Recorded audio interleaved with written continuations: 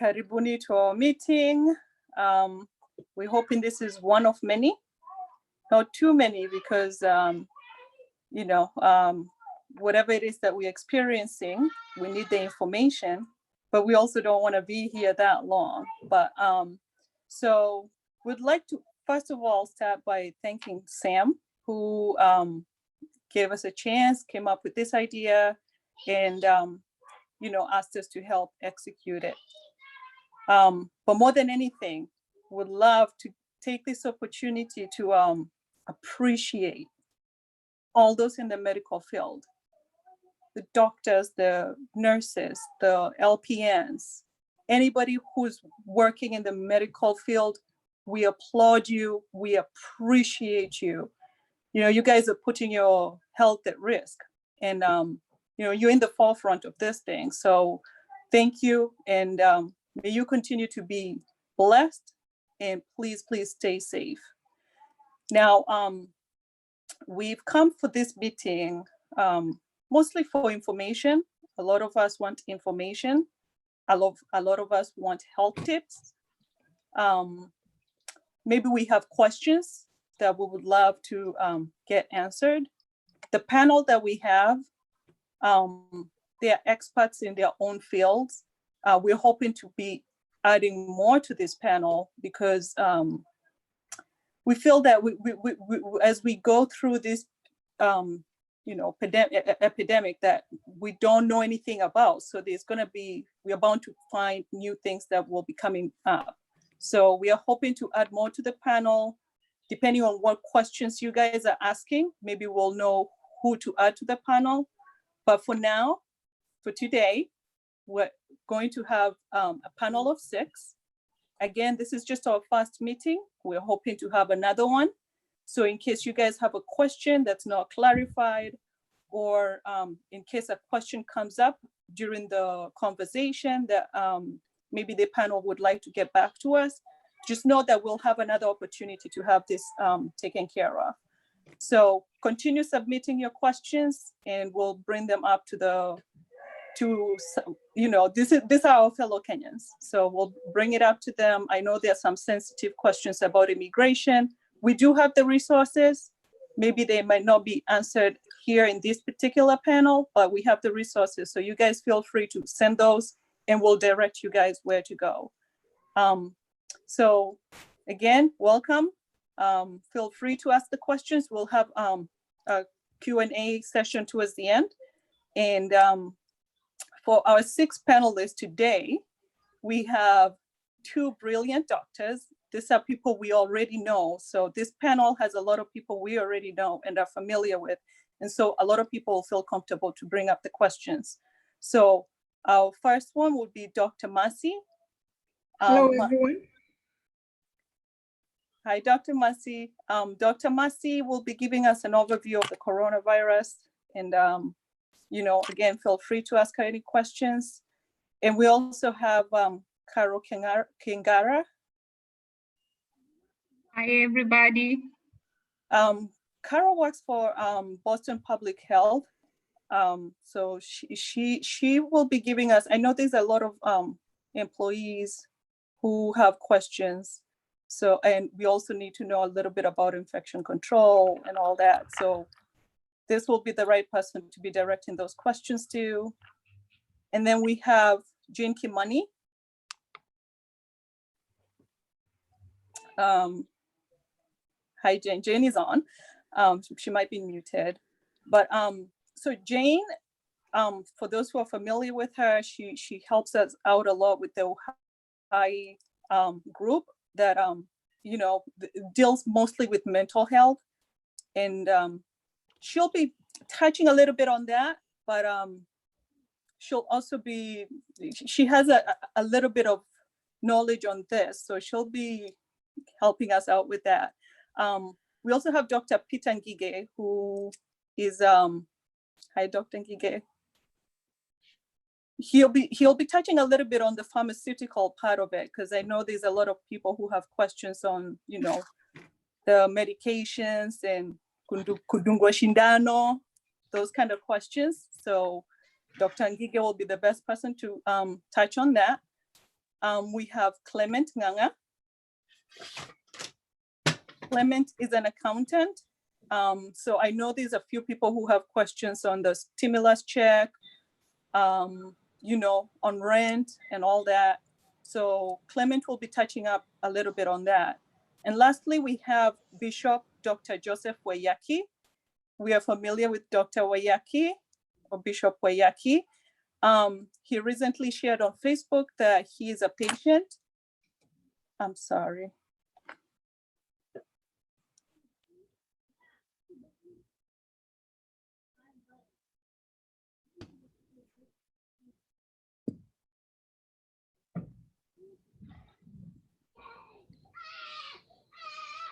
Rosalind, are you there?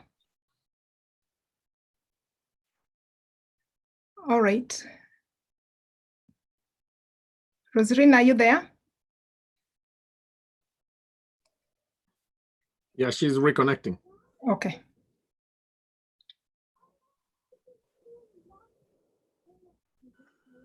All right, hold on tight. She's reconnecting.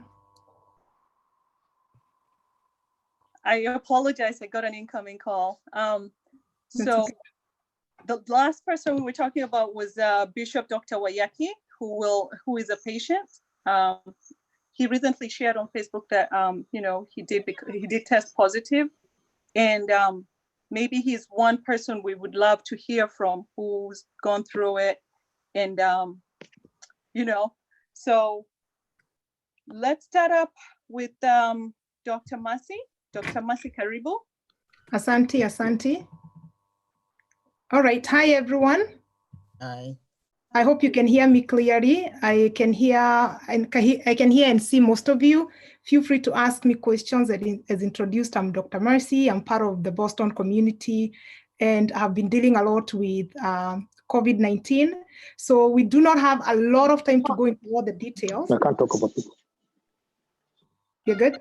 So I will cover it in brief, but please, as Rosalind said, if you have any questions, follow up with any of us and we'll be happy to provide you guys with any information that we have. So mine, I am gonna give a little bit of an overview of what COVID-19 is. I know there's a lot of information out there. Some are good information, some are fake news. So we will try and stick to the facts, what is known, not speculation, what we know for sure at this time. I would like to point out before we go too far that this is a new disease, as we know. So a lot of information is changing. It is changing on a weekly, in fact, it is changing on a daily basis. So the information that we are giving today, it is current as of today. So if we find new information as we evolve, as we learn more, as we get more data and do more research, we'll come back and continue to update you guys on this information. So for now, what we know for sure is that this COVID-19, or what most people are calling coronavirus, it is the most recently discovered family of coronavirus, and I will explain a little bit. But COVID-19 basically just stands for coronavirus that was discovered in 2019. So basically it's just coronavirus disease of 2019, hence the word COVID-19.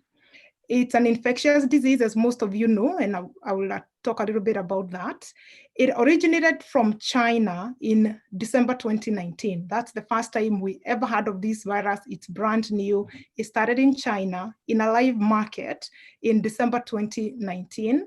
And again, as I said, it is brand new.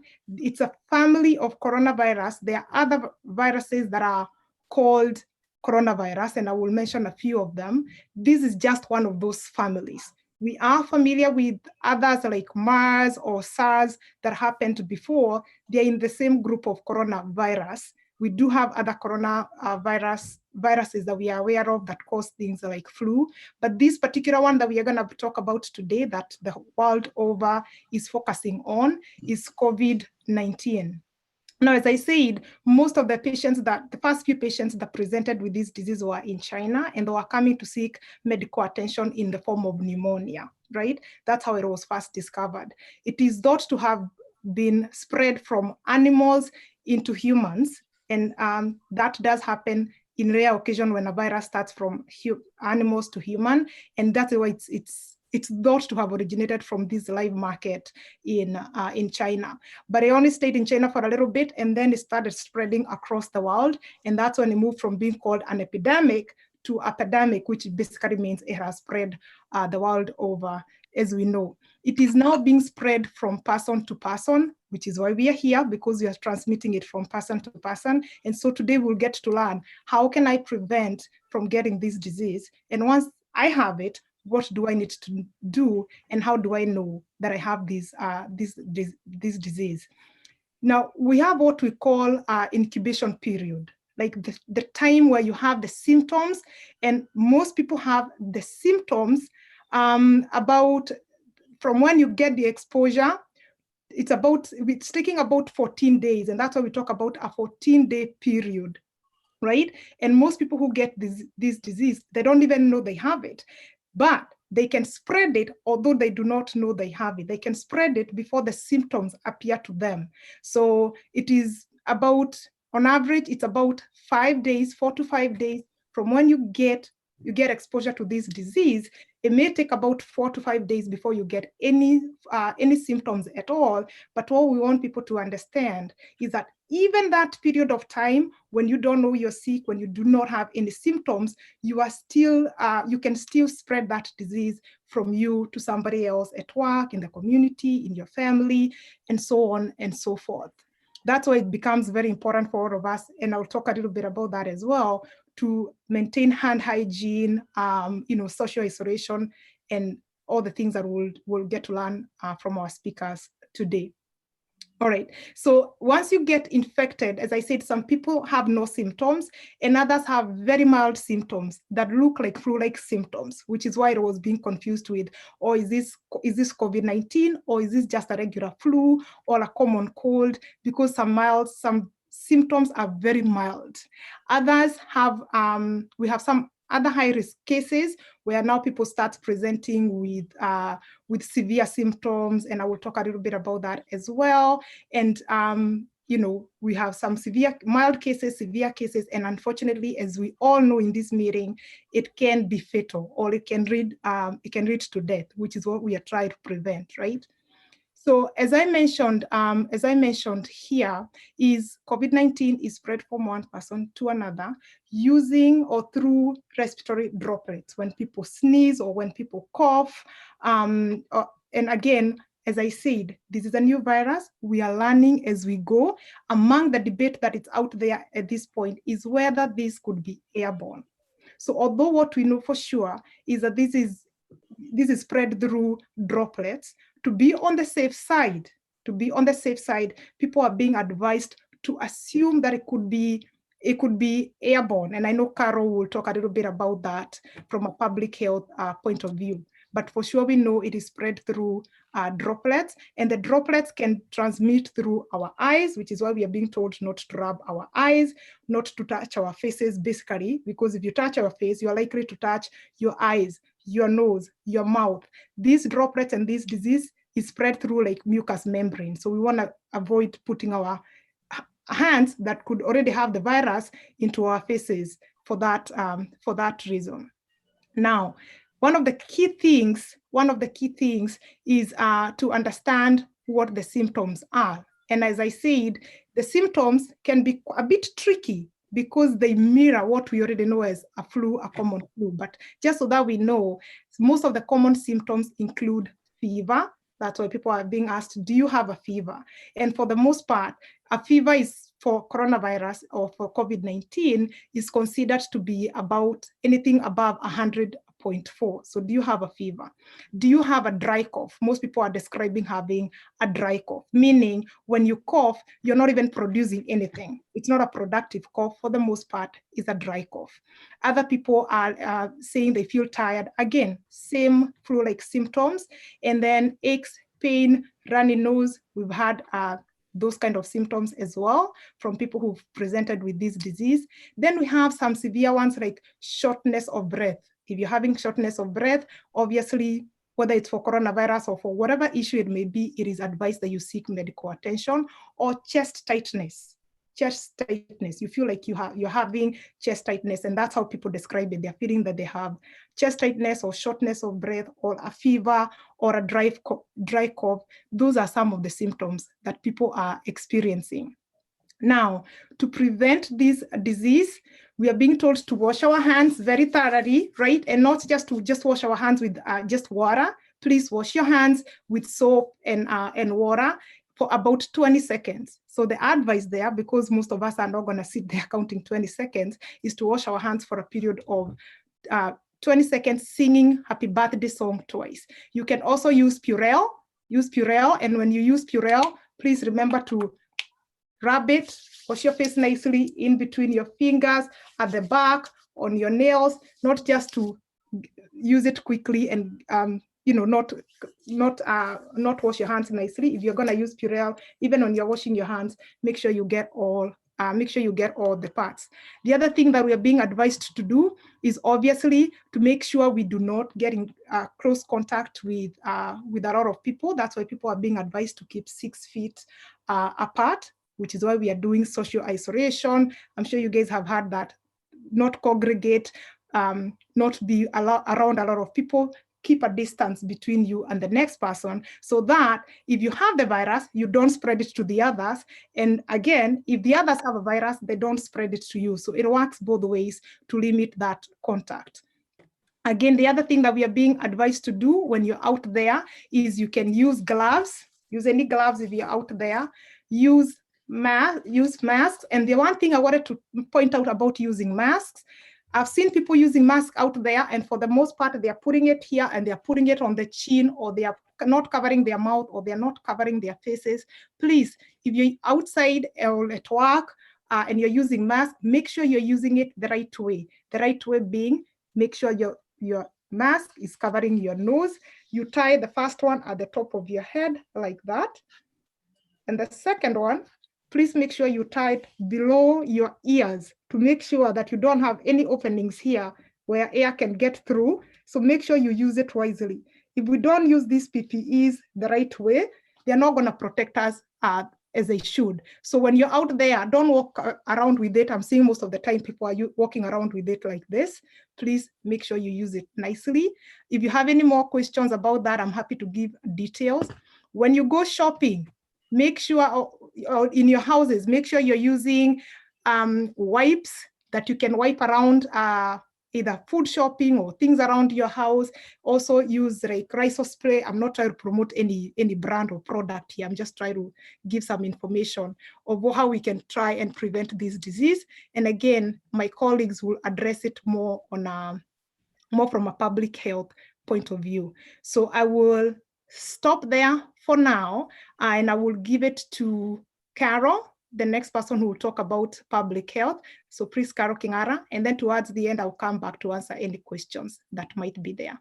So I'll give it to my colleague from the public health. Carol Kingara, please take it over from there. Thank you, Marcy, for a very good presentation. It was very comprehensive and yet very simple for the lay person to understand.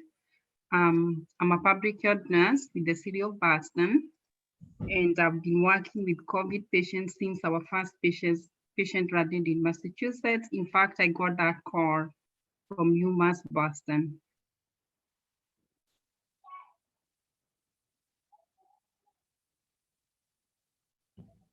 My scope of practice is communicable disease control and prevention, and I also case manage people who have communicable diseases. So for now, 100% of my time is spent case managing COVID patients. In this talk, I'm gonna talk about 4 areas of public health and how we get involved in the local level. So the Department of Public Health has to be notified when all cases turn out to be positive. I'll also talk about isolation and quarantine clearance. That's how we get to go off isolation, what you would call discharge in a hospital setting. And in my conclusion, I'll touch on congregate settings. The purpose of disease reporting, that's how you get these numbers that you see on TV. Massachusetts has this number, Taunton has this, Quincy has that. So that's how we We know how the graph is going. Is it going up? Is it going down? Is it going up, down, levering or going down? So it's for disease surveillance, control, and prevention. And that's why it has to be reported. The health department will get the report, and then they will report to the local board of health depending upon where you live. If you live in Quincy, then you just go to Quincy, and depending upon where you live. And then that's how case management comes into play. And then the case manager, that's how I come in as a public health nurse. I get assigned this case, which is positive, lab confirmed positive. And I work with this case, and I'm the one who will determine when you're clear, when you can be cleared or discharged. So let me talk a little bit about case management from the public health nurses. You should not be scared when you hear that you have this disease, because you're not alone. And this is how the public health comes in, because this is a public pandemic.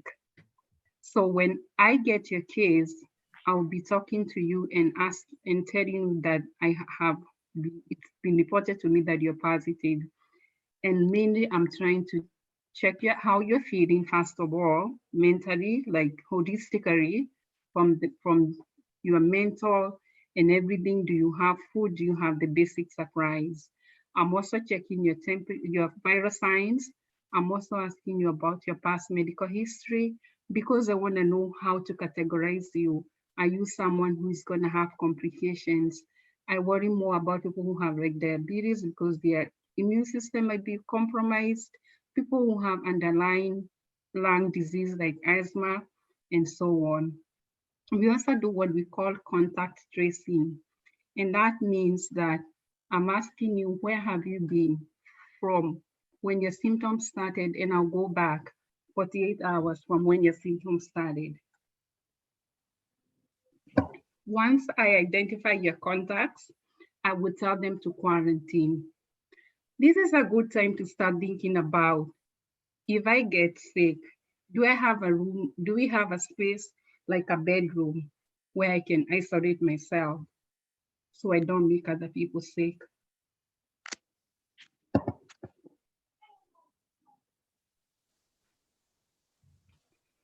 Let's talk about testing. Testing does not change disease management. I know people are running around trying to get tested, but really it doesn't change anything. Whether you are test positive or you have symptoms, if you have symptoms, I want to know, have you been exposed? Have you been in an area where there is high risk, such as people who work in healthcare settings? And then I'll call you what I call a clinical case. A clinical case means you have typical symptoms, but you have not been confirmed by testing. So it really doesn't change anything. Let me talk about isolation and quarantine. People who are in healthcare, it comes easily to them, but some people hear the word back and forth, like isolation, quarantine. Isolation means that you're asking the sick person to isolate from healthy people so they don't make them sick. Like I said, try to have a space, start preparing yourself in the event that it becomes a reality. Have a bedroom, have a space, if possible, a bathroom where you can designate to the sick person so you can protect the healthy ones from getting sick. Then the people in the house who have now been exposed by you, those I'm asking to quarantine. Basically, they're staying in, they're limiting their outdoor movement, and they're also monitoring themselves for symptoms. Should they have symptoms, they should call their primary care provider. They should also let their local board of health know, and they should also let their employer know that they're sick, because maybe they got this sickness from their place of work. And that's where public health will come in. If you want, that's where I come in my jurisdiction, because public health will work with jurisdictions. If I know my case needs a letter to present to the employer, then I'm always glad to get them one. And what you're isolating at home or you're quarantining at home, all those things Dr. Massey talked about, the hand washing, I'm not gonna go back into detail. That's when they come into play. But one thing you should also remember is to seek medical attention if you're having difficulty breathing or if you're having a high fever. And you should also be following directions from your health local health authorities. Next, when I call my patient, the first thing they want to know, they will say, now you put me on isolation. How are you going to clear me? When can I come off isolation? And this is how we categorize. We have 3 different types of cases. We have a confirmed case, we have a clinical case, we have an asymptomatic case. A confirmed case is obviously the RAB confirmed case. Everybody who has COVID-19 has to stay in for a minimum of 7 days. And we count from the day you started having your symptoms. So I'll just give a quick example. If you had your symptoms on March 1st, you have to stay in until March 8th. That's the earliest they can clear you to go back to. Anyway, there's nowhere to go right now, but that's when I can clear you. But you have to be symptoms free for 72 hours without the use of fever reducing medications. So if you had a fever, you had a cough, you had shortness of breath, around March 5, 6, 7, you have to have a normal body temperature without the use of medication. And also I'm monitoring you. When I'm talking to you over the phone, I'm listening. Do you sound short of breath? Do you have this bad cough? And if I notice you have these symptoms, people will tell you otherwise, but they're still coughing. I can hear the background. They can also hear you coughing. You can barely finish a sentence without coughing. So I will not clear you until you're symptoms free for 72 hours without this use of medication. Some of the symptoms don't go away as quickly as others. So we also check for energy level. When I started talking to you, I can tell you're very tired, fatigued, muscle aches. All these are the symptoms. But if you have like very significant improvement in your cough, you don't have shortness of breath, I could still clear you because the cough can linger for a very long time. Then we have the clinical case. The clinical case is somebody who got symptoms, but they have not been able to get tested. You know how the testing is going. It's being preserved for healthcare providers. And those are the people who can make other people sick, what we call secondary transmission. So those are the people who are first getting tested. So the clinical case will be cleared the same way as a confirmed case and managed the same way. So there's no difference in management. Then we have the third category, is symptomatic cases. These are the people, for some reason, I don't know why they get tested, but they do go out and get tested and they come out positive. So these people, we count the day that their tests come out positive as their day 0. Then we count out 7 days. And then on the 8th day, if they haven't had any symptoms, I can clear them. And then I will talk about the congregate setting. The congregate setting, as we all know, this is where disease has penetrated within the last 2 weeks. And these are our nursing homes, our assisted living, group homes, drug treatment centers, and so on, domestic violence homes.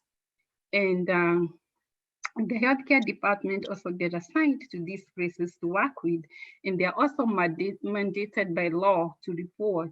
So if I'm assigned one of these places as a public health nurse, this is what I'm checking for. I will talk to the infection control practitioner, and what I'm asking them is, do you have PPE? Are you providing PPE to your employees? Have you taught them how to put it on and off? Are you practicing hand hygiene? Are you screening your employees when they start the shift? Are you doing social distancing, cleaning, disinfecting? Have you canceled all the activities at this point, like no dining room, no mass for those who go to mass, no visitors, no outside vendors, like the hairdressers and staff? We also have in the environmental department guide them with cleaning. At this point, we know that there's no need for decontamination. You don't need to hire an expensive cleaning company to come and clean. You can use the environmental product that Dr. Massey just showed us. By working with the environmental department, by now I know that the SARS-CoV-2 virus, which is a virus that causes the COVID disease, is an envelope virus, meaning that it lives inside of an envelope, and these cleaning products will kill the envelope. And once the envelope is dead, it cannot survive on its own. So after 20 to 30 minutes of cleaning, it's dead. And also if you continue cleaning, then it can even die quicker than that. And like the seasonal flu, that the virus that causes the seasonal flu or norovirus, those are not enveloped, and those tend to linger for a very long time. So as Dr. Massey has said, right now we should assume everybody is sick. If I protect myself from making you sick and you protect yourself from making me sick, then in the end we are all covered and we will flatten the curve. Also remember, if you're working in these congregate settings, remember to take the flu vaccine, is very important. This is the time to start preparing yourself. Most of the patients that I case managed, they did not prepare themselves and they end up in a very hard situation. And then when I was talking about clearance for quarantine, we asked them to stay in for 14 days, but this is when I can identify that you have been able to stay, like you have been able to stay away from the person who is sick in your house. Sometimes it's very difficult to do that because if a mother is sick and they have little ones, a mother cannot isolate from the young ones. So we call this continuous exposure. With continuous exposure, I would case manage the mother. And when the mother is cleared using the 3 methods that I talked about, then that's when the quarantine for the young one will start. But then the young ones are getting exposed, but luckily they have very, very mild symptoms which are going away in 2 to 3 days. And like I said, I have worked with so many from the case that came in the first time in Massachusetts. It was actually reported to me, and then I worked very hard with my colleagues, and the Biogen group came, and then everybody else now is getting sick. But most of the people that I have case managed, my colleagues, they've gotten well, they have recovered. I have some very good news this Friday that just passed. 2 of my patients were able to go back to the nursing home. They recovered, they're doing well. And most of the people I take care of have not had to end up in ICU, or they have not had to use a ventilator. I'd also like to share the Department of Public Health phone number that you can call if you have any questions or you feel like you're alone or you get stuck. This number is 617-983-6800, and I'll repeat, 617-983-6800. Right now they have a call center, and depending upon your question, they will triage your call and they will get back to you. And this is also a good time to know who is your local board of health. Mostly they're in City Hall. They always have a website that you can call. And also stock up on those fever-reducing medication, cough suppressants, home remedies, because these patients tell me about the sore throat that does not go away. They're just using like honey tea to soothe and all that good stuff. Thank you very much. And at this point, I'd like to introduce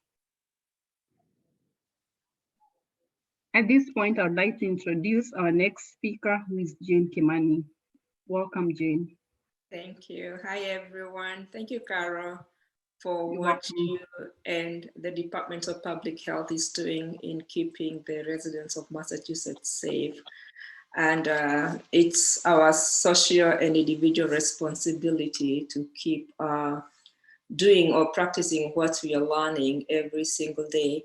So in life, changes do contribute to a lot of anxiety, and especially when there are changes that we don't expect. Our bodies are built to handle a certain stress, but when the stress is too much, the body gives in. In the beginning of the year, last year, we had very many dreams of what we're gonna be doing in the year 2020. People had their mission, the goals and objectives all set up, but little did we know that there's gonna be a disruption and our lives will never be the same again. And understanding and reading and talking about COVID-19, there's so much to do with mental health. when we hear about it, or when we started hearing about it, of course, there is a certain amount of anxiety. There has been an increased anxiety in our lives. And we might not know we go through anxiety until we hear all the news, we watch the news, and we understand, wow, we are getting, and anxiety is kind of like worrying all the time. So every time when you are worried about what is going on, about your health, and that is kind of the anxiety that we are going through, we like get infected with the COVID-19, and you worry when you're getting out of the house and when you're coming out of the house because you're coming to your family, or you are living like me. I live with my mother, who is 72 years old, who is termed as a high risk for her age. All these things cause us to worry. When you go to work, you worry if, depending on where you're working at, you worry if a resident is, even when they cough, you worry if they have COVID-19. When you're in public transportation, you worry. When you're in the store, you worry. So there have been an increased anxiety in a lot of people, and especially people who already have a diagnosis of mental health and depression. We need to be mindful of that. And people are also worrying about losing their jobs. We know in the country, the statistics are staggering of millions of people who've lost their jobs. And that means you cannot be able to put a plate of food on the table, or you cannot be able to pay for your bills or your mortgage or your rent. And I know someone will tackle on the resources on that. And so many worries, of course, will put your health at risk. And the other thing is we need to look at, when you think about yourself and your health, is obsession.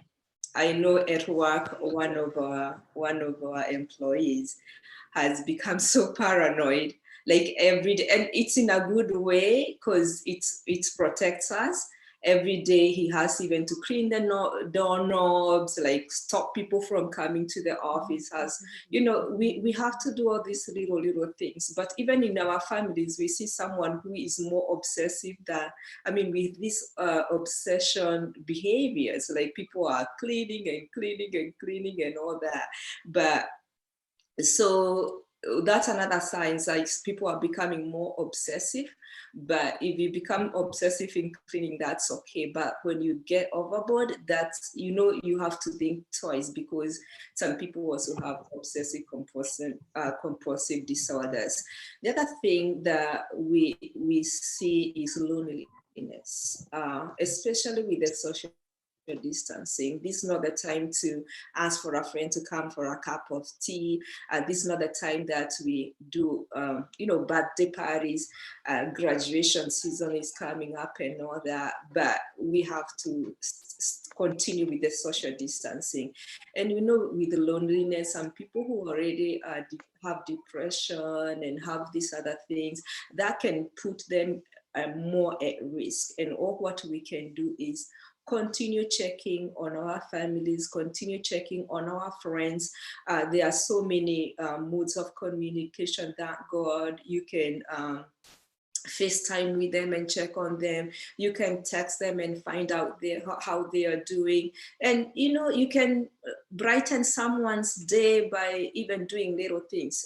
The other day, someone sent me $10 for coffee, because I'm an essential worker.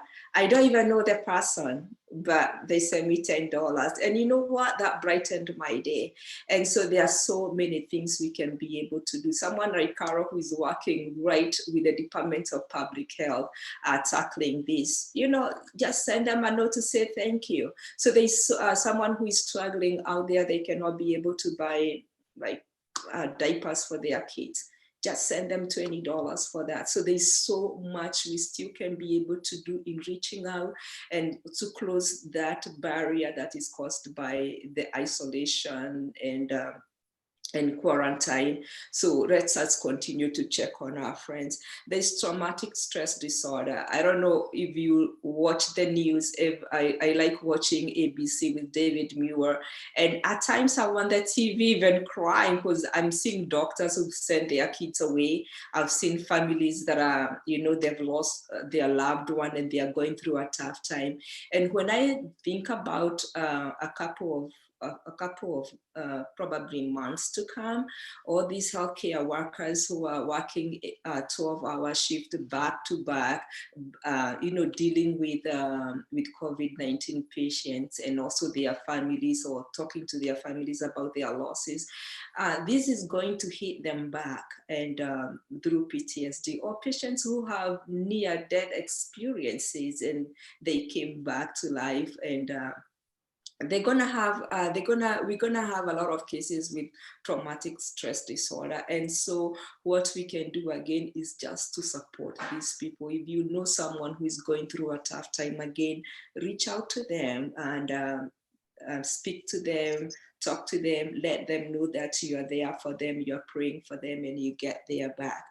Also, the fact that we are staying home, and a lot of families are staying home either through a job loss or working from home. People are not used to this. So you find a husband and wife living in a small space. They're not used to this. And so there have been reported cases of increase in domestic violence. And these are all what we can do at this point is make sure that we are communicating, make sure that we are taking you take your space, stress management, make sure that you're practicing self-care for yourself, and also you're listening to your spouse or your significant others, and you acknowledge their, if they are worried, make sure that you assure them and reassure them that they're gonna be okay. And if they need a shoulder to lean on, this is not the time to bring them down. Everyone is scared and everyone is afraid, but make sure that we are there for each other. And in case domestic violence happens, there is a number to call, and also get the resources that you need to get for that. Also, with COVID-19 staying home and quarantine and social distancing, we are taking more roles than we've never taken before. And especially we've become teachers, and we've never been teachers before.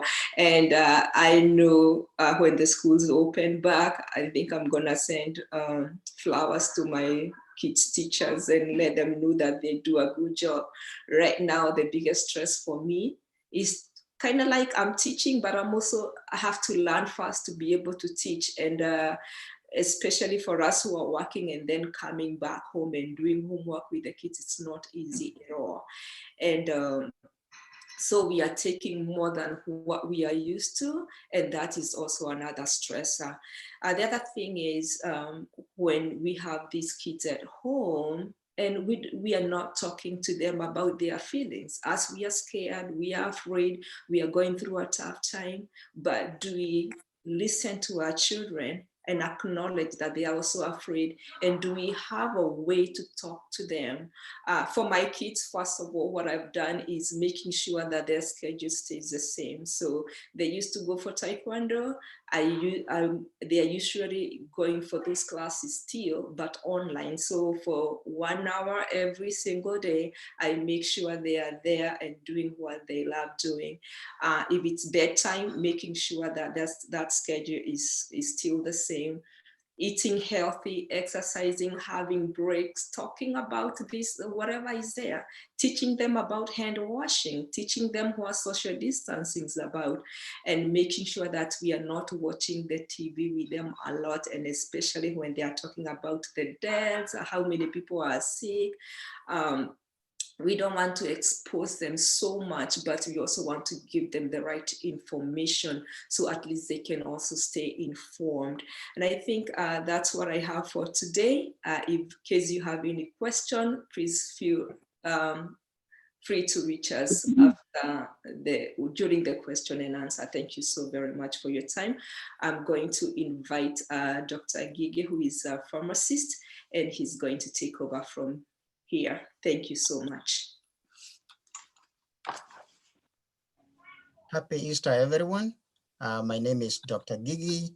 I'm a pharmacist, as Jane introduced me, thank you.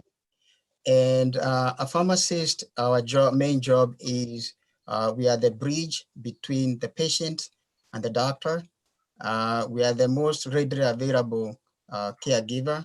You don't need to make an appointment. All that you need to do is show up at the pharmacy and ask that you want to speak with the pharmacist. We are also the custodian of medication or drugs, and that's why I'm here.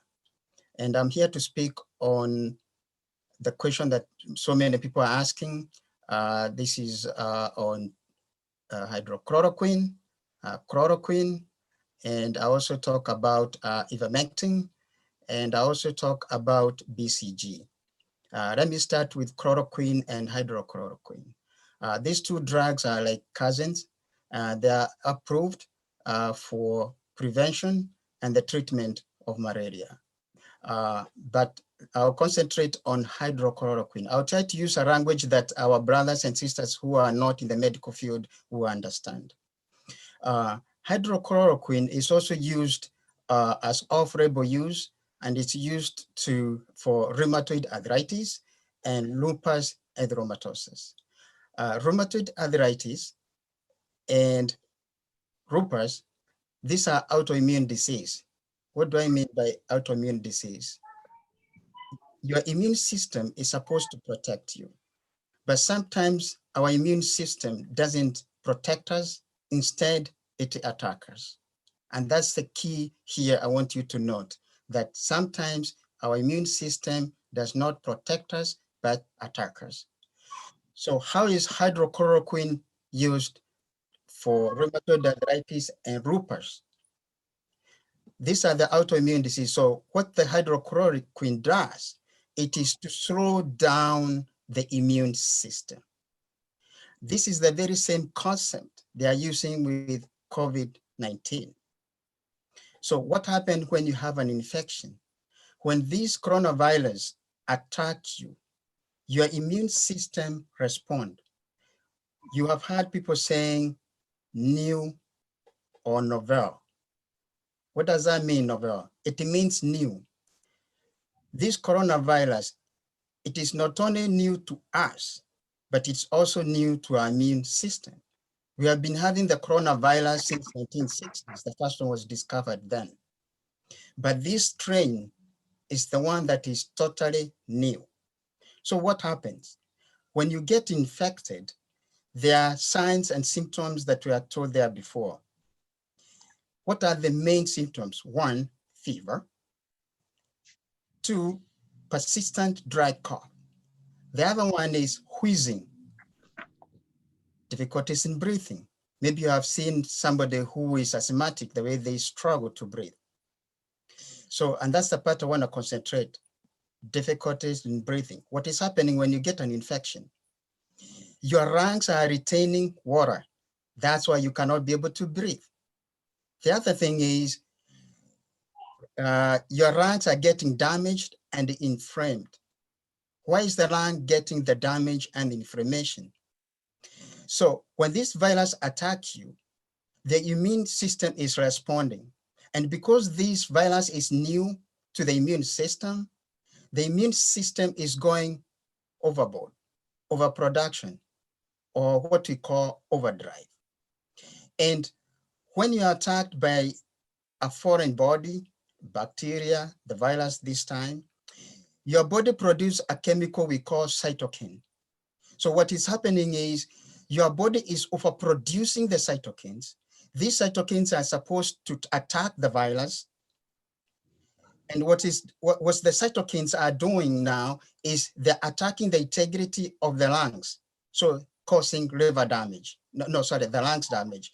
So if you see an X-ray of somebody who is infected, that's why you're seeing all these kind of the structural damage. And that's why you hear every time is ventilator, ventilator, ventilator, because the functionality of the lungs is here now compromised. So not only that, it is causing the inflammation of the structure. We have heard somebody say, we have heard of bronchitis, the inflammation of the bronchioles. So now this is where the hydrochloroquine is coming in. The hydrochloroquine now is trying to slow down your immune system so that your immune system doesn't attack the integrity of the lungs. And that's why you hear everybody saying about the hydrochloroquine. So that is one of the things that it is working. It may work for me, it's not working for the other one.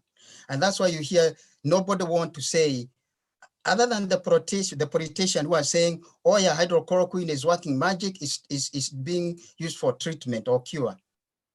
No, it can work for me, but it may not work for you. Okay, that is one of the theory how the hydrochloroquine is working. What is the other theory that it is working? One, when the virus attacks the lungs or the lung cells, it attaches itself, and then there is a process we call fusion, where it fuses with the membrane of the cell so that it gets into the cell, where it replicates, the cell bursts or the cell dies and release more violence. This process where the cell bursts and release more virus is called shedding. That is shedding. That process whereby it bursts and release new violence or new virus. So the hydrochloroquine, they think that it is shutting off that process. That's another thing they're thinking, that it is working that way. That's why you hear all the time clinical trials, trying to understand how is this drug working. The other thing that is also they're thinking it is working is when the virus attaches itself to the cell, there is that environment there, like acidic environment, that has to be conducive for the virus to enter into the cell. They also think that the hydrochloroquine is interfering with that process. As for now, the hydrochloroquine is being used to see whether it can help the patient. Some people are saying, when I took it, I feel better. I've seen a regimen where they are mixing the hydrochloroquine with Synthromax. We know Synthromax is antibacterial, but they are using here for the virus. So right now, nobody knows anything. They're just throwing things right there. They're doing clinical trial to see whether it works. And we are hoping that it works. Okay, I'm gonna talk about another drug called ivermectin. Ivermectin is antiprotozoal. It is used to treat like to understand, for our brothers to understand, it's like mignon. So ivermectin on the lab, it is showing some antiviral activity. That is in the lab. The key here is, can they replicate Yes, great. the test tube, what they're seeing in the test tube, to the human being? So that one is also on the trial. So you may hear somebody saying, oh, they're using ivermectin to treat the COVID-19. That's how it's showing in the lab that is against that virus. But the problem is they don't know whether they can be able to replicate that. The other one that I've seen people asking is about BCG. Most of us, when it comes CBT? You said CBT? Kagum. BCG is a vaccine for the tuberculosis. Come here. Sorry, I thought you said cocktail ball torture. That's my bad. Sorry for interrupting. Most of us, when they come here, we go to our workplace, we are tested. Most of us test positive. This is the vaccine when we are back home against the tuberculosis. Is it helping? Okay. There was a small study done for people with the diabetes, the diabetic type 2. And for people who has diabetes type 2, there are so many causes. One of the causes is your immune system attacks the receptors when the insulin attaches itself. So what they did as more clinical study, they found that people with type 2 diabetes, when they give this BCG, they found that those receptors where the insulin attaches itself regenerated. So the BCG here is working, is slowing down the immune system that is attacking these receptors. And it is the same concept. They are saying that somebody who had got the BCG before, it will slow down the immune system that is going overboard, that's being overproduced to produce these chemicals, the cytokines, that is attacking the lungs integrity and is causing the inflammation. One of the reasons that we have to be very, very careful about the hydrochloroquine is its side effect. One of the major side effects of hydrochloroquine is to slow down your heart rate. The other one is it can cause very low blood sugar. What is the dose for the chloroquine to treat the COVID-19? Nobody knows. That's why it is on clinical trials. After clinical trials, they go to phase 1, phase 2, and phase 3. That's the way we're gonna know whether it works or not. But I do believe that in 1 year or so, we're gonna come with a vaccine for the COVID-19. I'll stop there. And this time I would like to introduce my brother, Clement Nganga.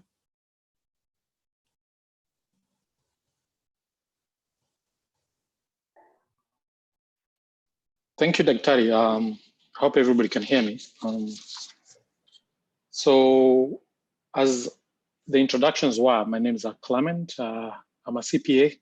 I do tax work for most of the people in the community, which is I do bookkeeping, tax work. I consult with the small businesses and provide general consultancy work. So what I thought I'll cover for today is I'll cover about taxes matters that impact us individually. I can talk about the tax matters that impact small businesses, because most of us are doing small businesses here in the US. And then I can mention a few things that might be of interest, which I'll focus, which is two things which I want to cover is unemployment, applying for that, and also the relationship between your landlord and the tenant. What does it mean given this situation we're in? So the first thing I'll cover is the COVID checks that everybody is talking about, the stimulus checks that people are talking about. I get a lot of questions every day about that. The first thing I want to clarify is that the 1,200 that we anticipate, that comes from the CARES Act.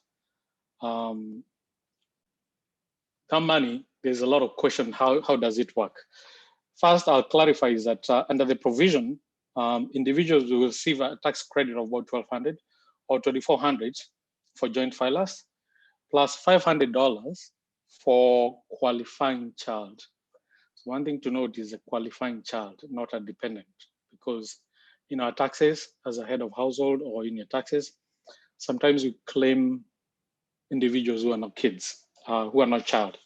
And the definition of a child, in this case, is very important, because when you look at the US tax rules, there are different definitions for a child.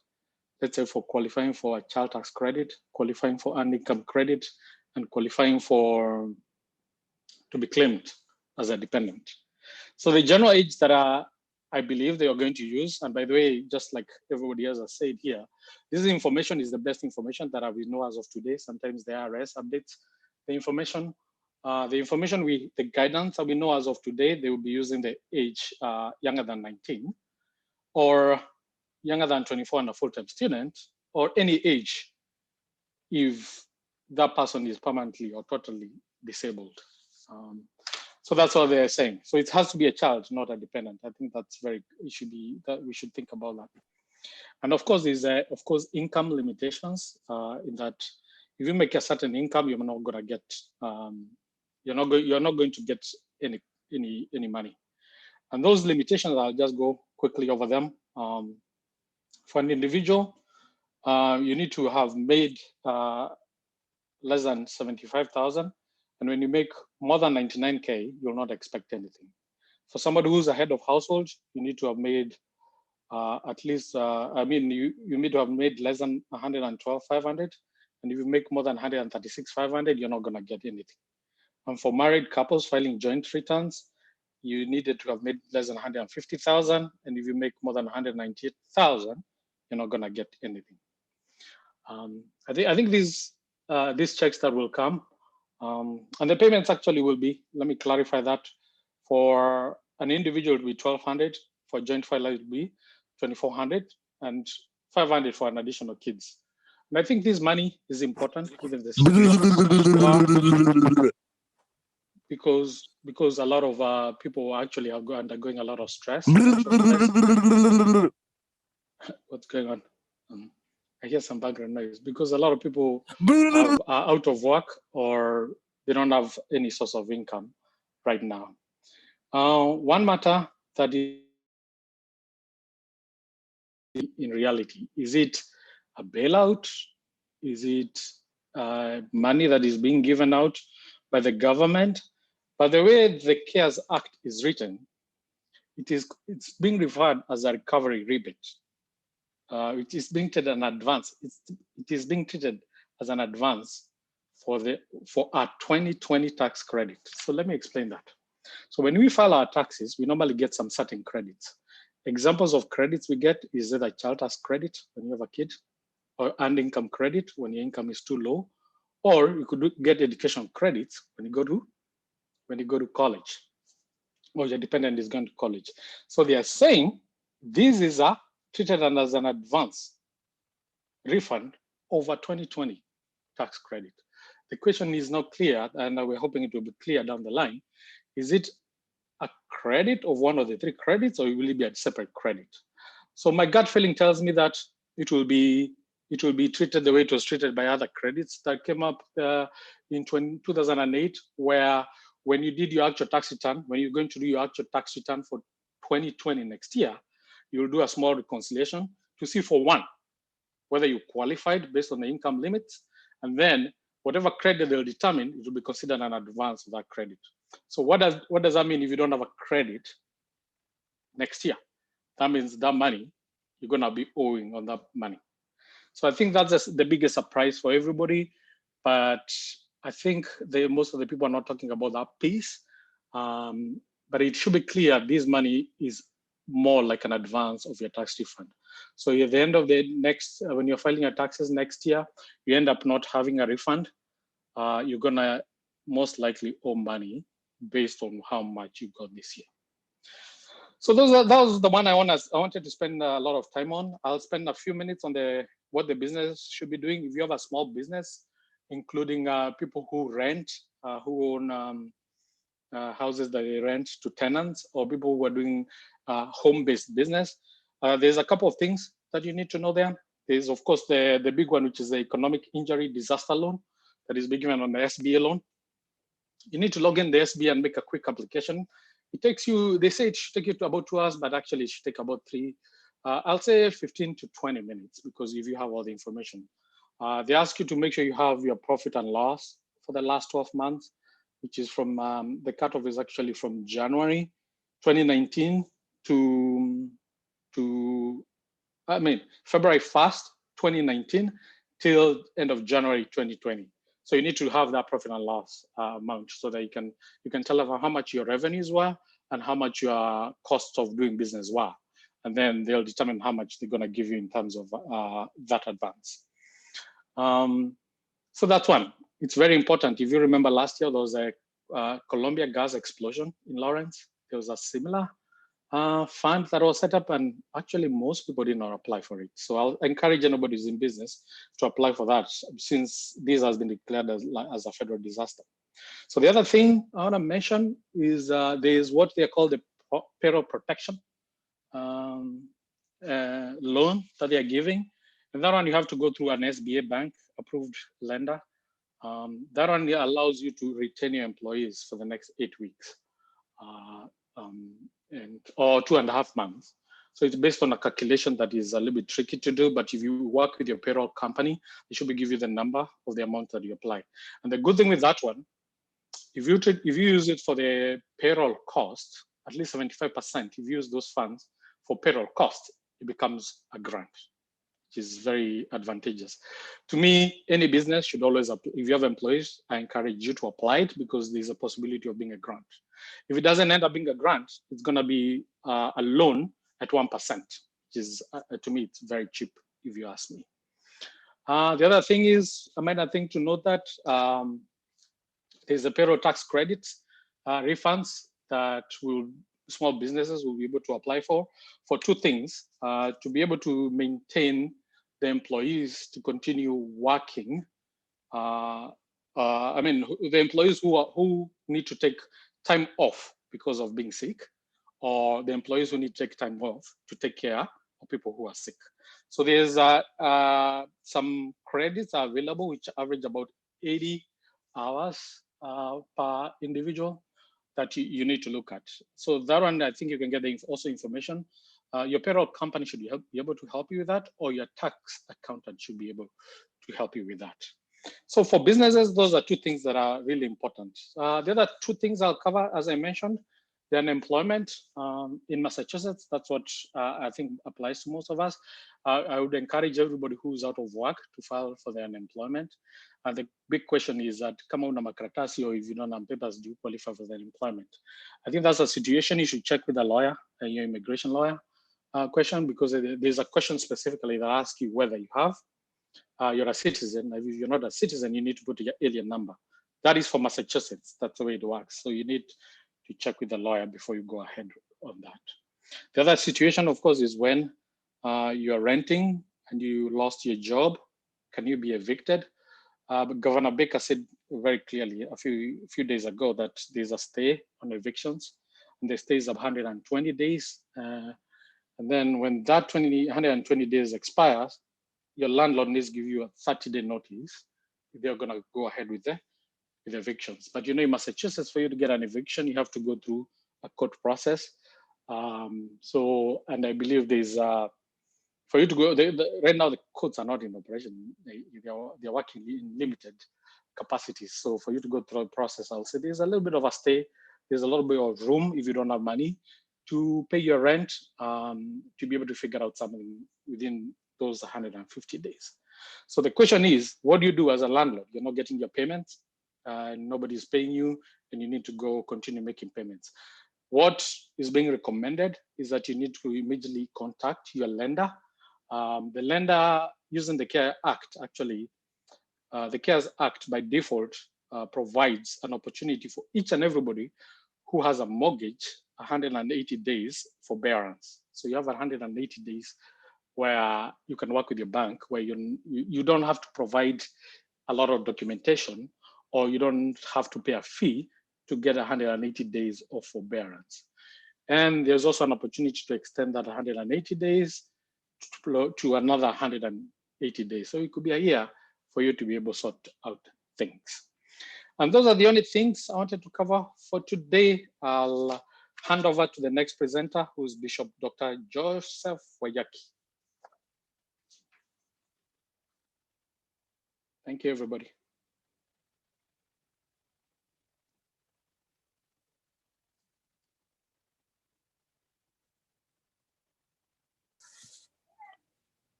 Bishop Wayaki, karibu.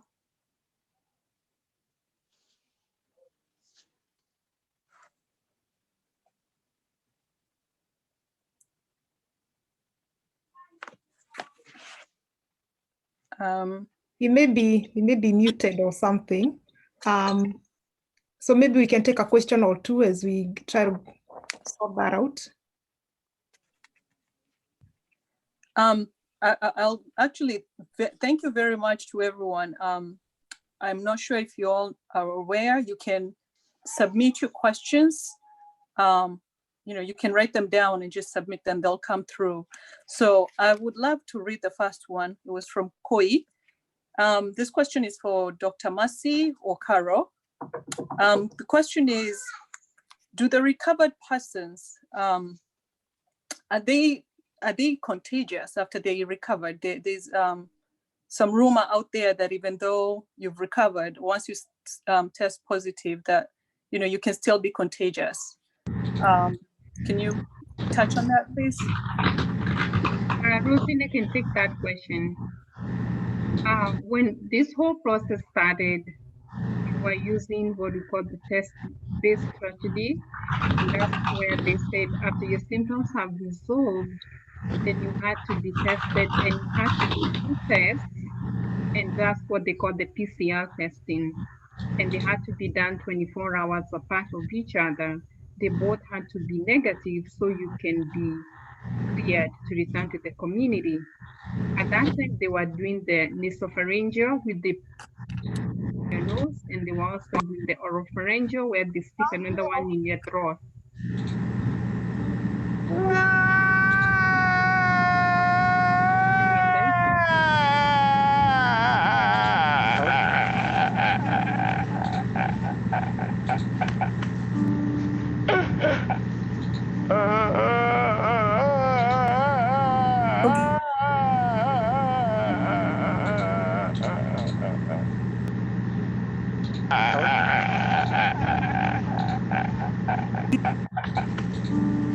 We apologize. We're working on it.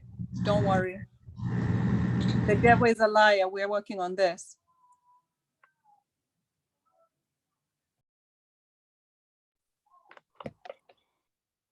Continue?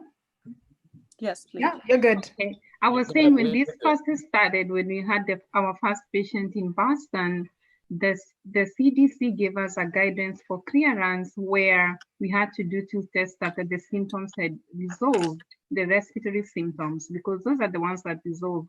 The other symptoms can linger for a long time. We had to do 2 tests, the nasopharyngeal, the one that they stick people in the nose, and the other one, the 2, they had to be negative. The other one, they stick in your throat, and they had to be paired. Every time we tested, one would be negative, the nose one would be negative, but the throat one would be positive. Then as the guidance changed, now they say, let's do away with the oropharyngeal and just do the nasopharyngeal. But it took a very long time. The patients came in January, and we only cleared that patient the other day in March. So then the guidelines changed where they said, we can do away with the test strategy, and that's where the 7-day strategy came in. Because the PCR test that they do is very sensitive, it's able to pick up dead bugs as well as live bugs. So you really don't know what you're getting. Are they live? Are they viable? Or are they dead? Are they contagious? Are they not? The CDC is still doing their research, and we don't have that answer yet. And that's why the recommendation now is for everybody to wear a mask, because even the people who have been cleared, they could be still to some point infectious. Thank you. Thank you very much, Carol. Bishop Dr. Wayaki is ready. The floor is yours, Bishop Wayaki.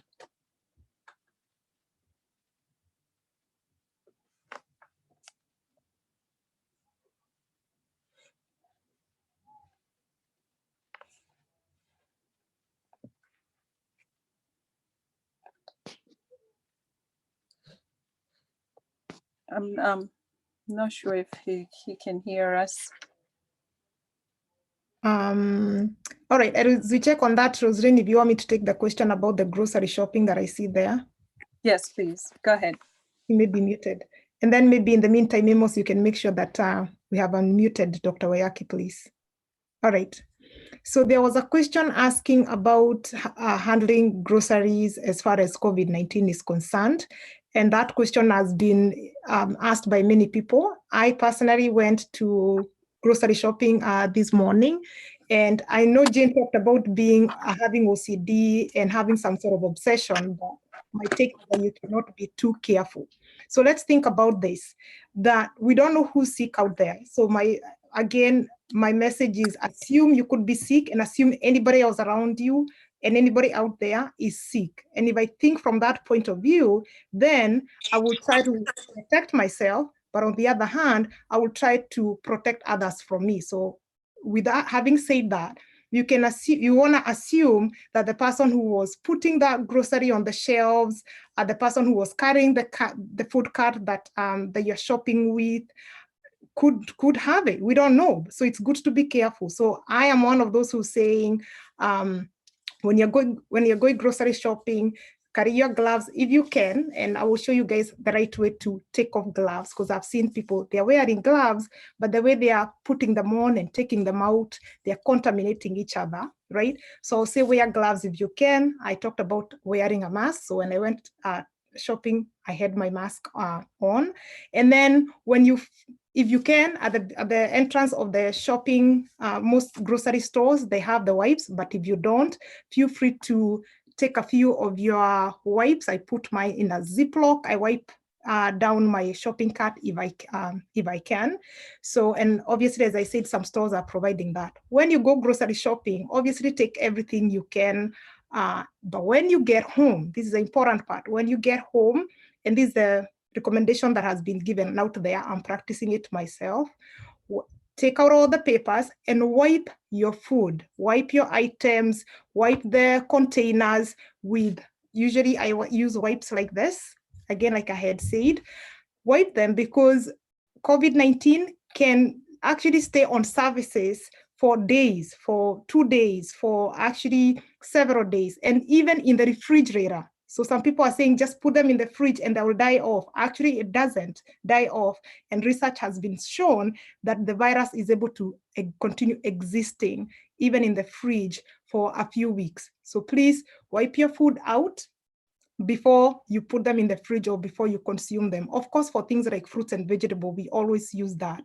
It's for everything else. So I wipe my cans, I wipe my cardboard, my cereal boxes, anything that comes in my house, and I'll recommend that you do the same. You try to wipe them out. Now, keep in mind when you're doing that, obviously your hands needs to be clean, but keep in mind, if you're using gloves, and I'll put them on just so that I can show you guys, that way you don't undo what you're doing. When you're taking off your gloves, either when you're shopping or at the gas pump, even at the gas pump, use your gloves. When you're shopping or when you're cleaning or anything you're doing, when you have your gloves on, right, you want to assume now after I touch anything, my hands are contaminated. When I have my gloves on, remember, your gloves now are contaminated. So this is not the time to wipe my nose or put my fingers anywhere near my mouth or touch my, rub my eyes, because obviously then the virus could get in that way, right? So be careful. The minute you touch anything, assume your gloves are now no longer clean. When you're done with your either grocery shopping or pumping your gas or anything that you're doing, right? The way you take off your gloves, you want to make sure you don't contaminate, your hands or anything like that. So please be mindful. Hold your gloves right here when you're taking them out. Start by taking out one glove. Hold it with the other hand. I hope you can see me. And then put your fingers inside the second glove, right? And take them out, wrap your second glove, your first glove inside your second glove, and you can dispose these gloves out. Now, something very important, once I take off my gloves, I need to wash my hands. The best way to wash your hands, like I said, with soap and water. And if you do not have soap and water in handy, then you can use hand sanitizer, as we talked about. So wipe your groceries. You're not being OCD. I think you're being careful. The other thing is using it on your doorknobs, Lysol spray or wipes, your car. Protect yourself and your family as best as you can. And then we can only do so much, and then we tell God to protect us for the rest, but do your part the best you can, even with groceries, as for the questions. Thank you. Amos, you're muted. All right, sorry, I just wanted to make sure we got Wayaki, but I can't be able to see his number on the board, so I'm not sure. Oh, okay. I think let me try and see if I can. His number Amos ends with 57, and he's on because I'm communicating with him. He's saying he's muted. All right, just tell him to try to speak. Okay. You say 57? Yes, it ends with 3657. Sorry, bear with us, please. I unmuted Hello? him. He can talk. Yeah, I can hear him now. Okay, thank you, Amos. Thank you, Mercy. Thank you, everyone. How are you guys? Thank you. We're good. Thank you. Yeah, tonight, like you have heard, my name is Bishop Wayaki, and by God's grace, I am a minister of the Gospel of Jesus Christ, and I am a long-term community member in New England. I've been in Lowell now for, I think, 23 years, since 1997. So I am an active community member and participate in everything that is productive or beneficial to our community and families.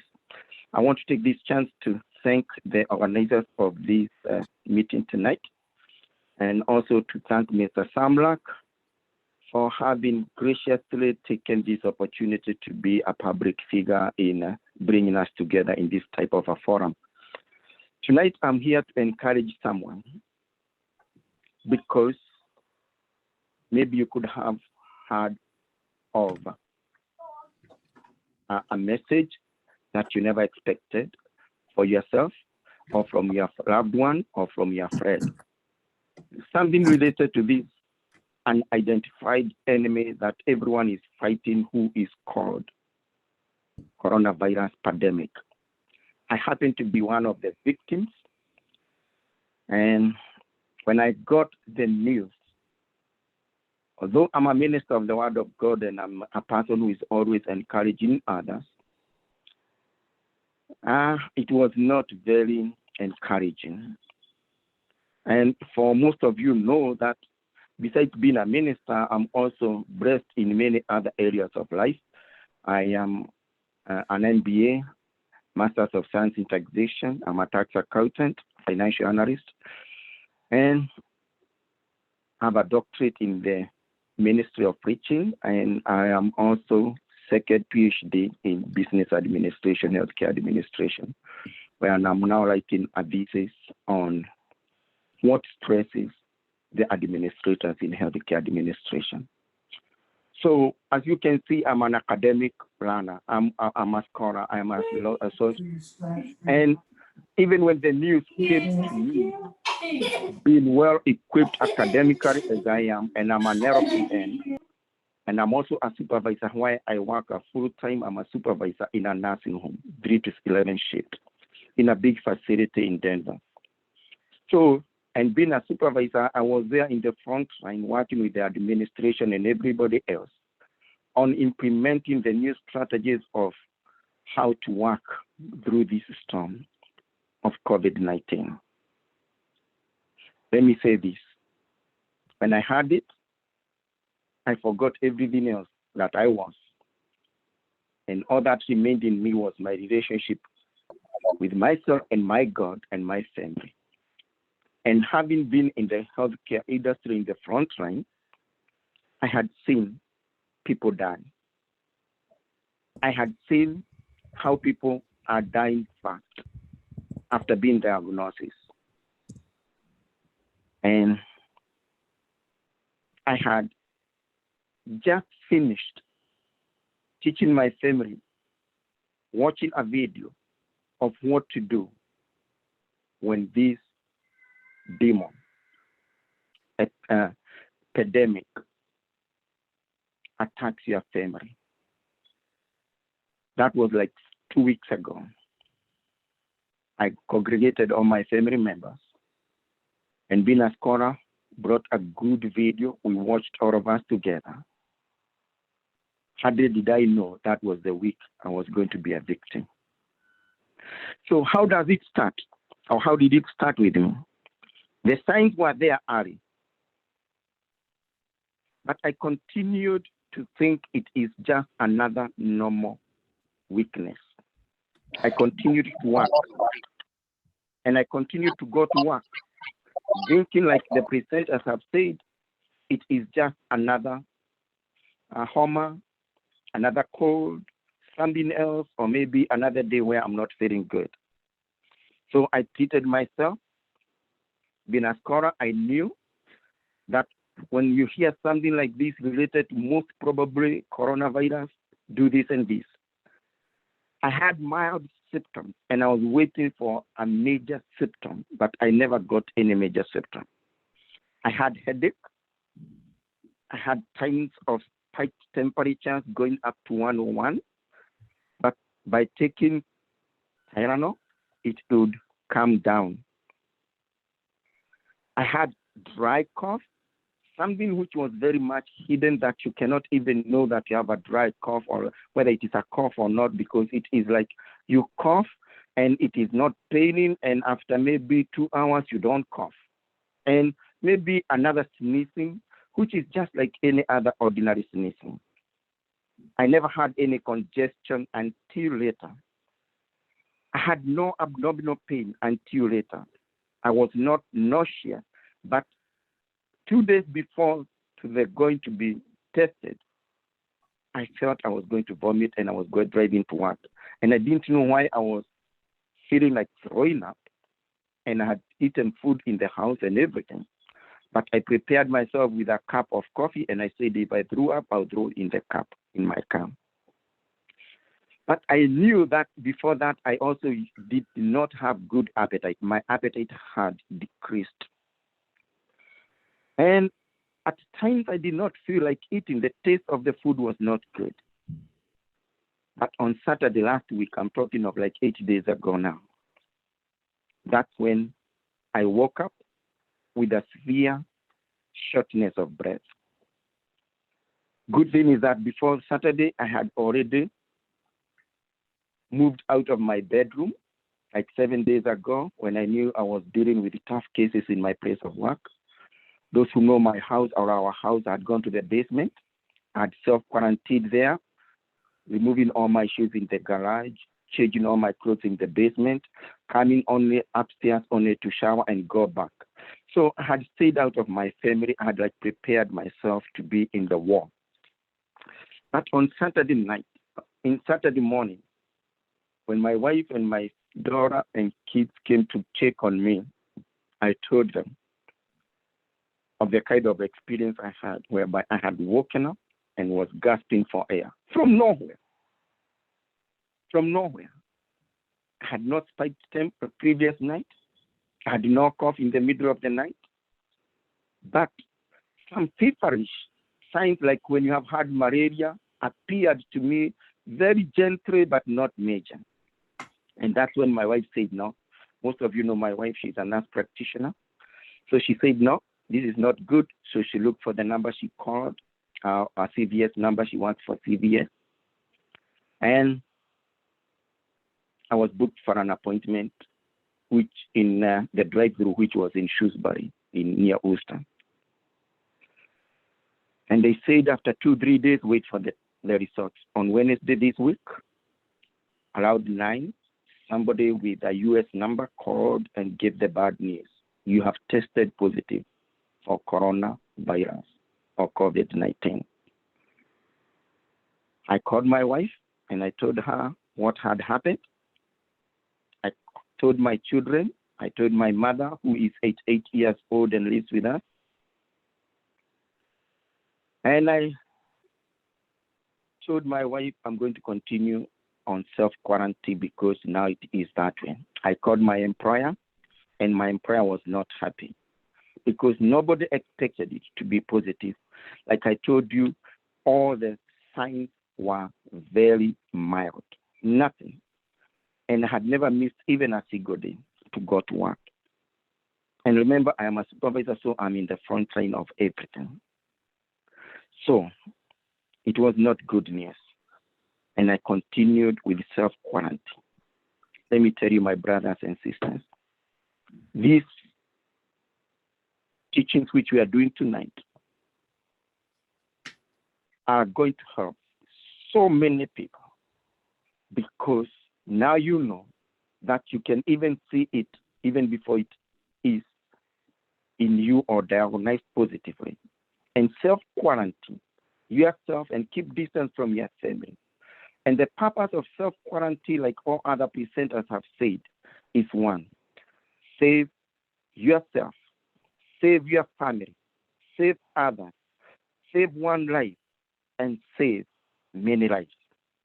My brothers and sisters, I educated my family as much as I could, and I educated my mother, who is 88 years old, what it means not to be in the same area with the other family members, and to be brought food in your single room, stay there indoors, and be by yourself, all by yourself 24/7. I called my pastors. I called my other pastors. I called my friends, and I told the Kenya American Pastors Fellowship. I posted it on the Facebook, and I called for prayer because I knew that all the stress which comes with this kind of diagnosis and all other things like stigma which could be attached to the disease could be there in the community. But somebody somewhere must come up and say, this is not something you choose to go into it by yourself. Nobody has gone to have coronavirus positive check just because you chose it. Nobody knows. We are fighting an enemy we don't know. All we think about, like all what the presenters and the doctor have said, is we are, or we don't have theories of this coronavirus. It's a new strain there. So that is why I thought I need total holistic support and care from all my friends and more from the prayer team, so that I could reduce anxiety in my life, reduce anxiety for my family, reduce anxiety for my friends, and also reduce this stigma in the community and other people who might go through it, either directly or indirectly, either directly infected or affected because of a good friend of yours. I wanted to gain help from other people.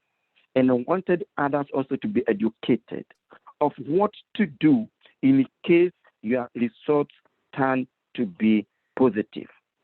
I am a Kenyan living within Kenyan community in New England, and we are known because of congregating in churches, congregating in fellowships, congregating when one needs us, and especially like this time.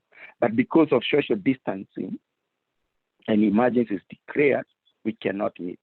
However, I want to tell you, call somebody, text somebody. I'm so much grateful to you members of this panel, because most of you have called me, most of you have written to me, and most of you have said something. That is very big encouragement. Tonight, the Kenyan pastors had a fellowship, online, and we prayed for each other. They prayed for me. Bishop Kitonga, Bishop Chumising from Kenya, all these people called me. They prayed for me, and I felt really God has sent his prophets, my friends, my brothers and sisters. And today I know, even as Sister Carol, Dr. Carol has said, I'm followed by a public health nurse in Rowo. They called me on Friday and they told me what they are doing. And most of you know that in Massachusetts, it's the only state which has implemented this tracking of everybody with it. It's the only state right now. But I want to tell you, even when they called me, I knew they are doing something good to save me, save my family, and save somebody else. We are there as a community to study together. I have seen people who have called me and asked me, what can we do for you? Others have bought many things, brought them and dropped them at our door. I did not know about most of these home remedies of how to medicate yourself with the ginger, honey, and all those. But there are friends who are there. And I want to say, there is one of us whom you know, most of you know, Big Kim's honey. He brought 3 bottles of honey. I was so happy, and other things, ginger, which he bought. Another sister in the church from who is a Nigerian brought some other things which are so good for boosting immunity. We need each other, and don't stay by your own because you don't know how to use these home remedies if you have never used them. And there are so many which are boosting immunity. And the prayers of people are being answered by God. People have told me of new menus, of how to make things, of new home remedies, and people have brought things. More than that, a prayer, really, a prayer from anybody at this time will help somebody to decrease anxiety, increase hope, and know that what the doctors, what the scientists don't have a solution for, our God is still on the throne and cares for his own. Let us follow what we know good, keeping our faith, keeping our hope, keeping love, and do what the federal, the state, and local government is teaching us. God bless you.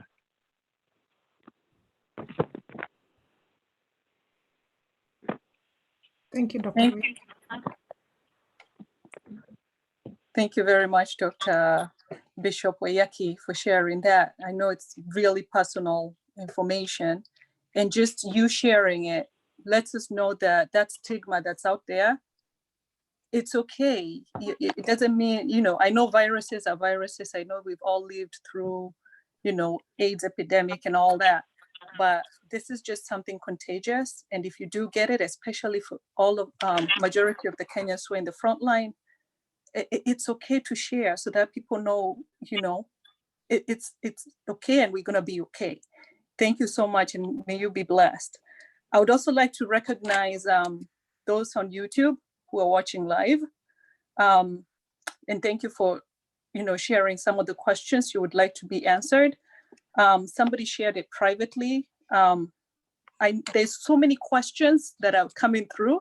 I don't think we'll finish this, but we are definitely looking forward to having another meeting, one of this, probably at some point in the middle of the week. Keep those questions coming.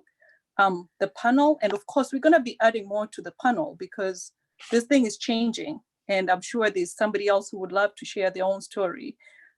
We were planning on this meeting going for 45 minutes to an hour. I know the meeting, the questions are there. Let me see if we can have just one question answered. And then we see where you go from there. So this question actually is for you, Clement. Clement, the question was, does the CARE Act only cover the stimulus? Does CARE Act only cover the stimulus package? And let's say you were out for 14 days due to travel restriction, with no earned time. Can you apply for an employment for those 2 weeks? Okay, Clement? sure. Yeah, I'm happy to take that one. Just to make sure it's clear, I think there are actually two acts of Congress. There's a CARES Act that covers a lot of details about what we talked about today.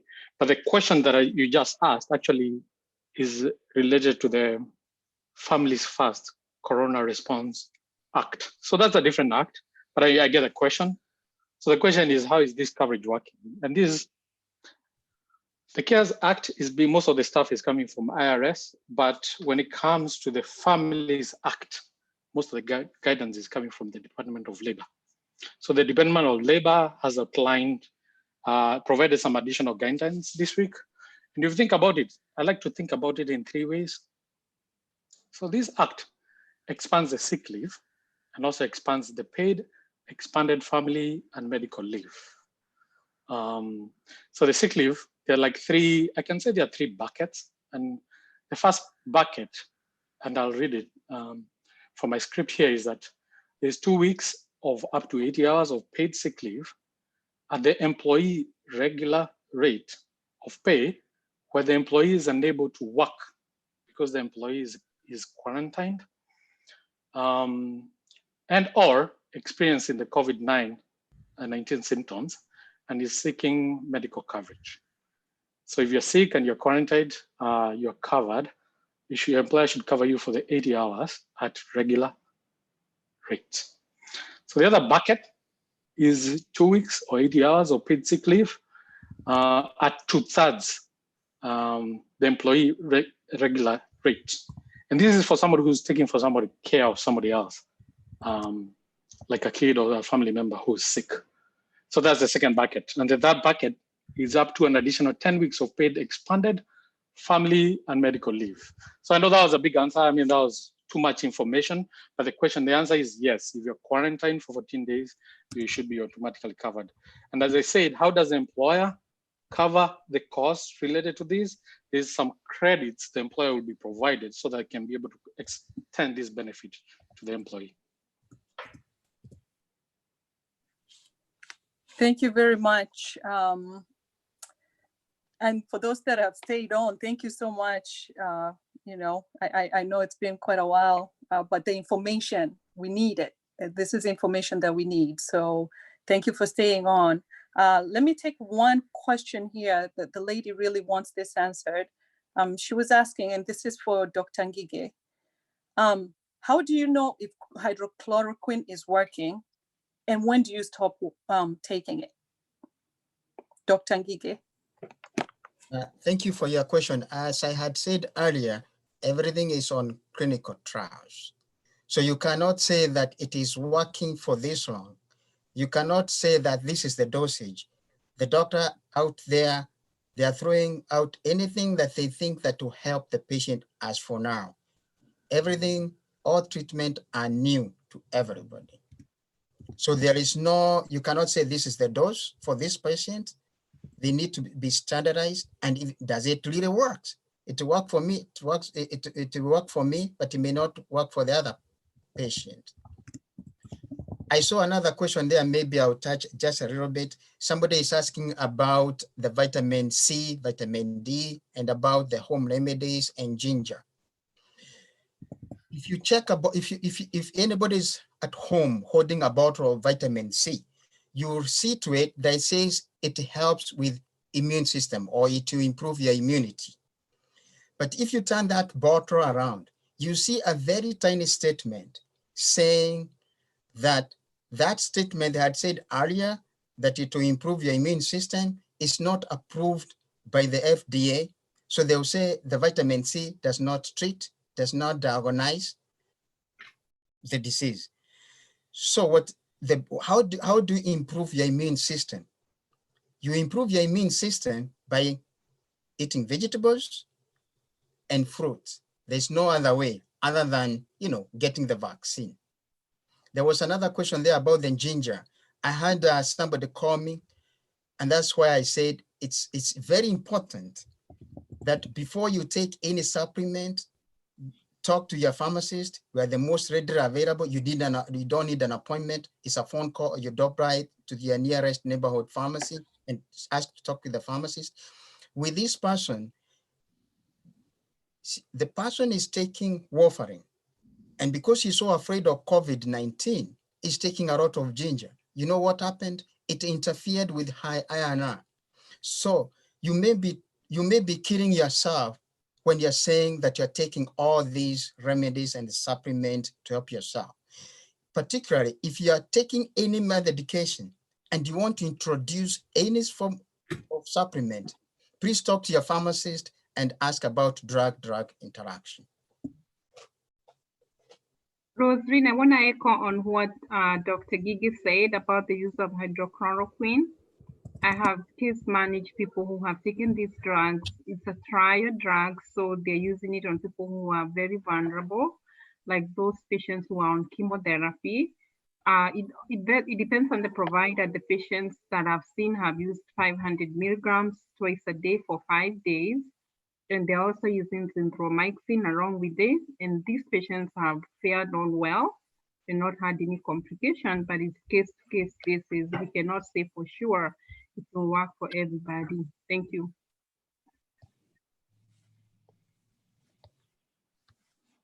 Thank you. Since you're already there, Carol, why don't you answer this last question, and then the rest of the questions, why don't we tackle those in our next meeting? I know there's a few questions on immigration, makaratasi. So let me touch on this. We do have resource, like I mentioned earlier. So for anybody who would like to get that information, let one of us know, let one of the people in the panel know, and we will connect you to the person who can answer that question. But since this is in public domain, hatutaki kuweka information kadhaa, nitaongea na Kiswahili hapo. But anyway, last question, Carol. What are the guidelines for going back to work if one has tested positive? And let's say you have no symptoms. Do you stay at home 7 or 14 days? Because there's that 7 or 14-day question. Okay, this is a very tricky question because what we do in public health has its own domain and the employer has their own domain. For the first time, the CDC is asking people who are on quarantine to go back to work, especially in healthcare settings, because there's a very big shortage, as we all know that providers are out sick. So with that said, people are being asked, as when I clear you from a public health perspective, I'm saying I've cleared you, but you have to check with their employer. I can give Mass General, for example. Mass General is the hospital that I know has the most strict guidelines. They want you to have 2 negative tests. BMC wants you to have 1 negative test. Tax Medical wants you to come using the fast strategy that I said, the 7-day strategy if you're feeling okay. And then they want you to wear a mask for another 7 days. So that will make your 14 days. So it all depends on your employer. Thank you very much. Now, if you didn't have your question answered, some of the reasons might be some of the panels would like to, verify the information. They just don't want to, say something that, that's not verified. So give us time. Next time we'll come back with answers to your questions. And also, keep them coming. Keep those questions are very important. A lot of people are appreciating this. Some of the questions are things we might not have thought about. Some of them are things that are nagging, but maybe we don't want to, ask in a public platform. So thanks to those who are asking too. Can I add something? Yes, Dr. Masi, I was actually gonna ask you if you can add something, and then we're gonna end, if you don't mind, closing with the word of prayer.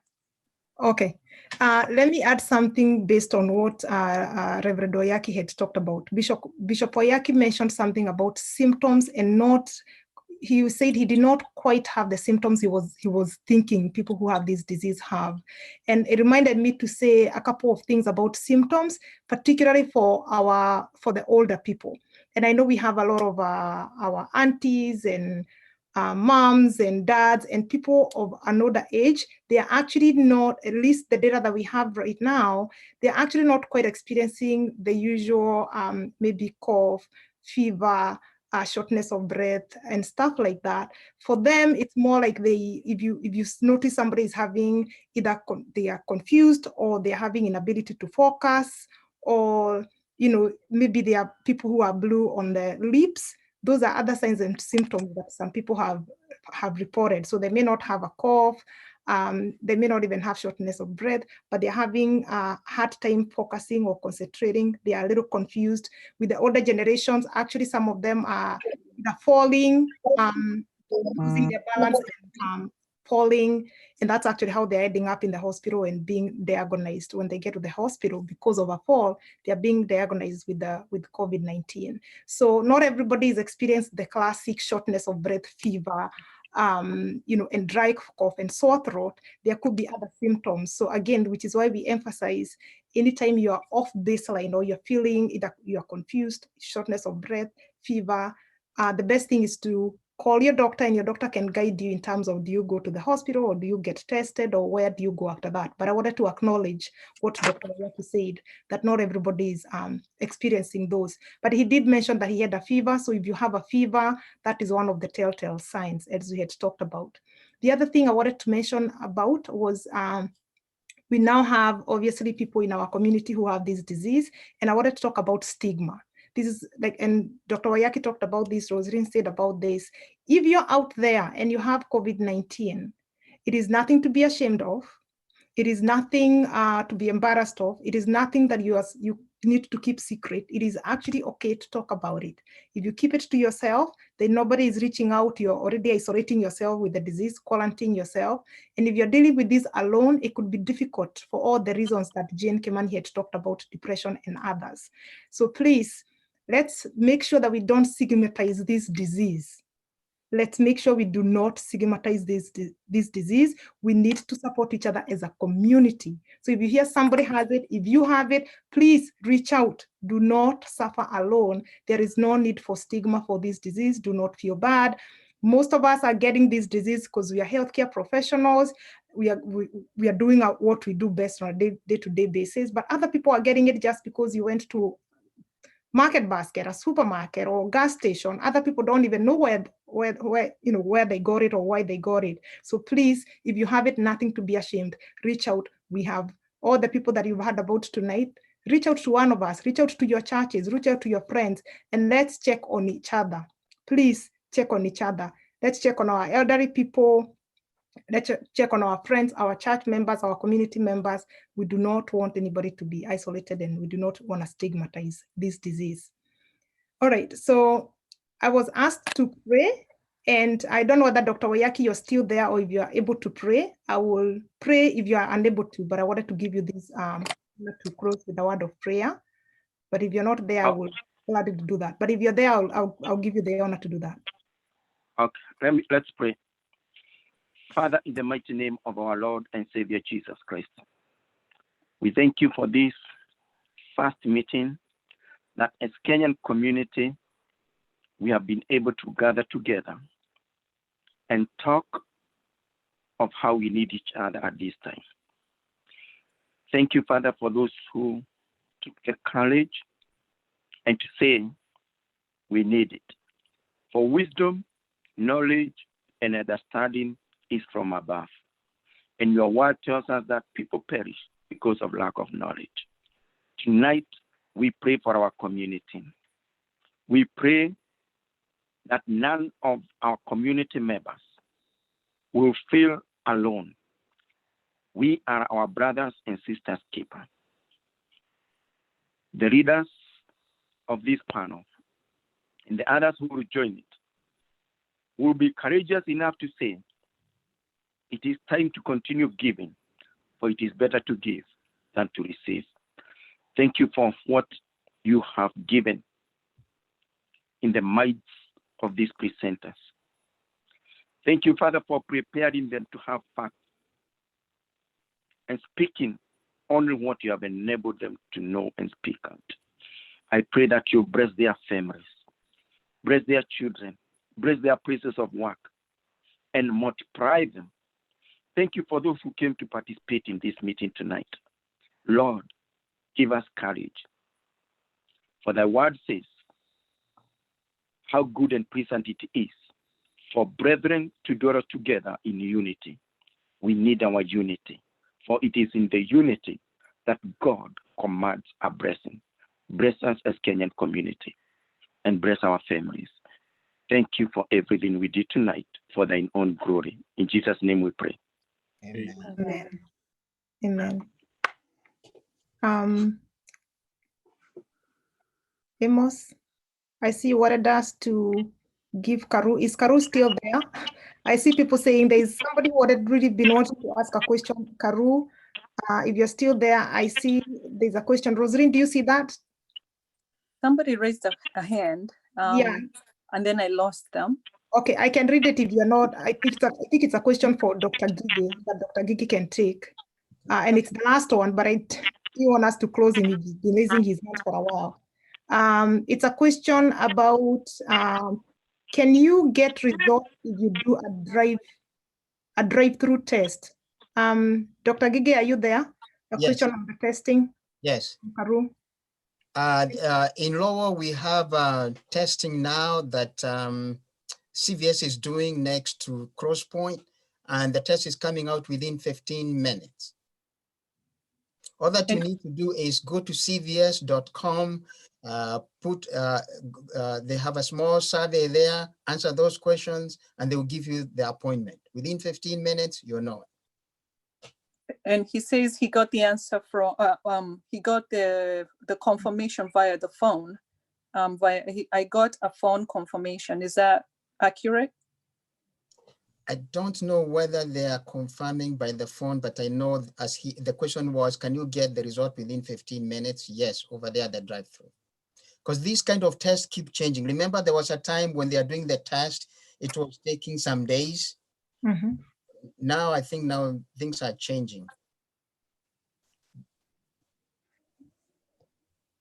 Okay. So if he's in Lowell, he can actually tonight, he can go on cvs.com and book an appointment. All right. All right. Okay. Thank you so much, everybody. Let's try and reach out next time.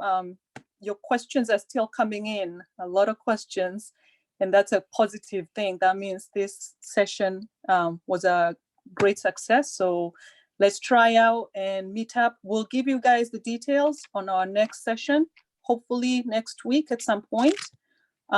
So keep those questions coming. And to everybody, please stay safe. To the panel, thank you so much. Great detail, great info. And to Samrack, may you be blessed for helping us have this platform. Dr. Masi and Amos, we truly appreciate the technical part of it. And barikiweni kila mtu. Thank you, Thank you. God everyone. bless. Good night. Be safe. All right. Thank you. Good night.